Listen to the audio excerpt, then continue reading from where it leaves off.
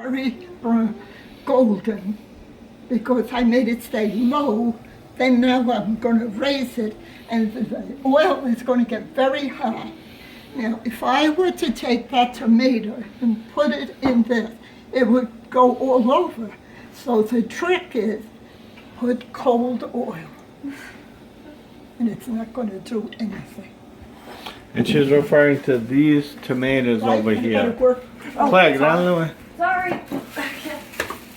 And she's bringing, this is a can of tomatoes plus one fresh tomato. Cut. There we go. And see, it didn't splatter, as she said, because she had the cold oil right before the adding of the tomatoes. She made the sauce here that goes with it, as you saw before. And now she's checking the peppers to see if they've cooked.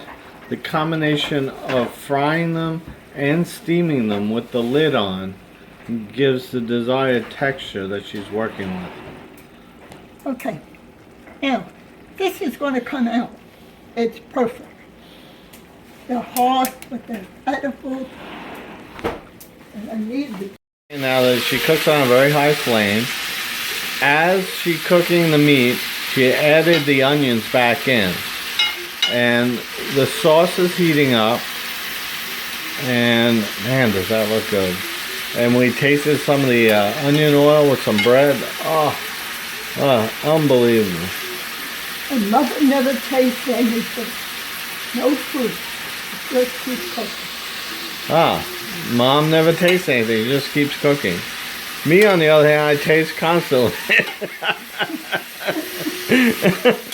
I guess that's why I'm a lot heavier than mom.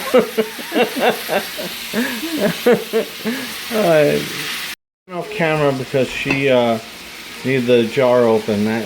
She adds Asian plum sauce to give it a certain flavor of the meat. Hey, why don't you talk, huh?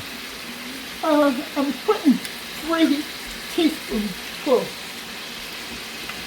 Heaping teaspoon. The reason I use plum sauce before the tomato sauce. The plum sauce, whenever I'm in a Chinese restaurant, I always appreciate when they put plum sauce in the different tomatoes. And it's very pleasant. You can put as much as you want.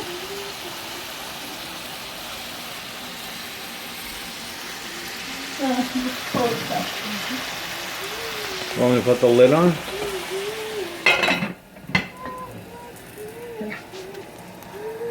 Now what about the, oh, we're still running. You want me to pause the video? Pause the video. I'm sorry. Mom just said something important, and of course I wasn't recording. Exactly, right? Go again, Ma.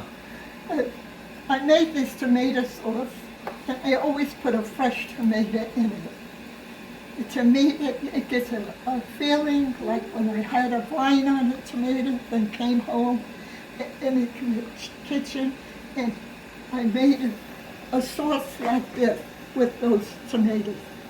This here brings back that same flavor to me. And it's very nice to make pasta and pizzelle, peas and macaroni, any kind. But I like bowls. The bowl macaroni goes very delicious with the peas. And she's going to use this sauce also for the meat. It's like a peppered steak and mushroom. After the plum sauce, we put the lid back on. And now she's taking off the lid, and you can see it. The meat is cooked. And then, what are you going to do next, huh? You're going to add the tomato sauce. Now she's going to add tomato sauce. I always leave a hole in the middle when I make this. Because I want the sizzling oil to really pump it up a little. And now she's gonna, oh, it's over there. All right. take the ladle and put some tomato sauce on it. I'm going to shut Keep this- getting my fingers in the I'm going to sauce. shut this here. Okay. But this is all cooked. It's all cooked. It's a very light tomato sauce. It's not a thickened one. And that's why it's also so good with Now pasta this is going fusilli. to go right in the center. Yeah, where she made that center hole, she puts it in. And this is on a very high flame. This is cranking. Listen. Yeah. Alright, do you want to still record or you want to take a break? Okay. And she incorporated that sauce into it. And now in a minute she's gonna add more sauce. Oh man, I can't tell you. We don't have aroma on videos, but it brings back my childhood. It's just remarkable. My mother's 86 years old, and she can still cook.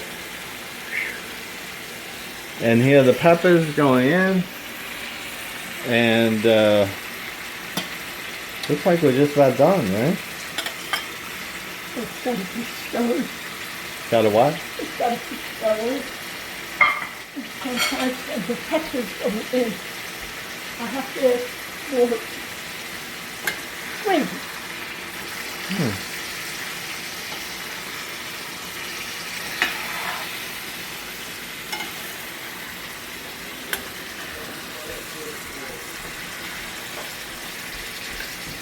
Now Okay. put it. Tell him to be quiet.